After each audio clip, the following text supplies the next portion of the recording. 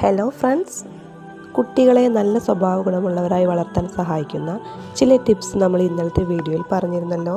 അതിൻ്റെ ബാക്കി വിശേഷങ്ങൾ പാർട്ട് 2 ആയിട്ടാണ് ഇന്ന് വന്നിട്ടുള്ളത്. ആദ്യമായിട്ട് കുട്ടികളുടെ സ്ക്രീൻ ടൈം കൃത്യമായിട്ട് കുറച്ച് കുറക്കുക. പകരം അവരെ പുസ്തകങ്ങൾ വായിപ്പിക്കാനും പുറത്തുപോയി കളിക്കാനും പ്രോത്സാഹിപ്പിക്കുക.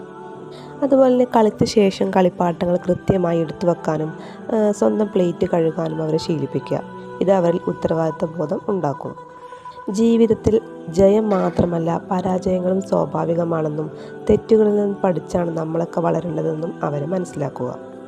അതുപോലെ തന്നെ നമ്മൾ പാരൻസ് ശ്രദ്ധിക്കേണ്ടത് ദിവസവും കുറച്ച് സമയമെങ്കിലും ഫോണും മറ്റു ജോലികളൊക്കെ മാറ്റിവെച്ചിട്ട് അവരോട് കുറച്ച് സമയം സംസാരിക്കാൻ ശ്രമിക്കുക.